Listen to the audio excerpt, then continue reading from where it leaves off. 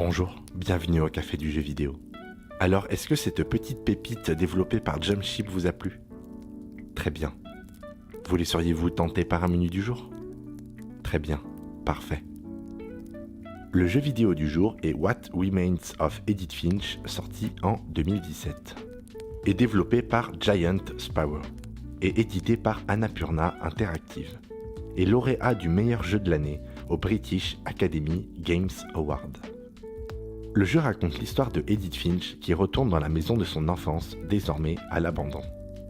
Une fois là-bas, elle va parcourir les couloirs et les pièces tout en découvrant des secrets sur les membres de sa famille.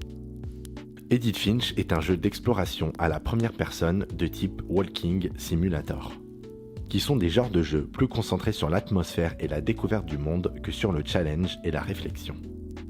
Les différents thèmes du jeu sont le fantastique et la famille. Le fantastique a une place importante dans le jeu, et pour cela, les scénaristes se sont inspirés de la weird fiction, un mouvement littéraire rendu populaire par Edgar Allan Poe et H.P. Lovecraft. Ce mouvement s'explique par des histoires dans lesquelles des forces étranges et surhumaines sont à l'œuvre, sans que le narrateur ni le lecteur ne puissent jamais en saisir la nature ni l'étendue. La famille est aussi un thème important, car elle montre la complexité des relations familiales et de comment les histoires des ancêtres sont transmises de génération en génération. Le thème le plus important de ce jeu est la mort. Chaque membre de la famille est mort suite à un accident. Cela pose donc des questions sur les mémoires des défunts et de comment justifier ces accidents.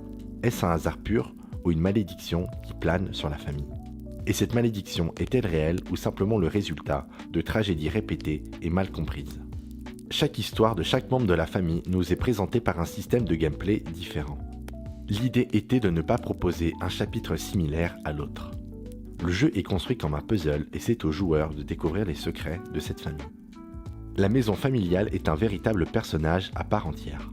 Avec tous ces couloirs, cela donne un aspect labyrinthique. Et les portes scellées renforcent le côté secret enfoui de cette famille. Ces pièces abandonnées, comme figées dans le temps, accentue le sentiment de mélancolie et de nostalgie.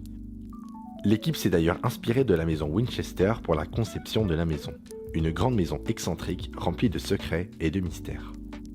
À la base, le jeu était un jeu d'exploration sous-marin, où le joueur devait rechercher et observer des créatures sous-marines. L'objectif était d'être émerveillé par l'inconnu, mais l'équipe a abandonné l'idée car cela manquait de lien émotionnel. Ils ont donc abandonné l'idée pour se concentrer sur une autre histoire. On peut d'ailleurs saluer l'idée de l'équipe de créer des éléments de gameplay ludiques et amusants pour des issues qui seront tragiques. Pour terminer, ce jeu a été important car il a beaucoup influencé de studios dans le milieu des jeux narratifs, par son histoire et par son gameplay. Voilà, c'est sur l'impact qu'a eu What Remains of Edith Finch dans le monde du jeu vidéo que je vous laisse découvrir ce jeu qui nous invite à la découverte des mystères de la famille Finch. Pour ma part, je vous souhaite une bonne soirée, une bonne partie et j'espère vous revoir bientôt au Café du jeu vidéo.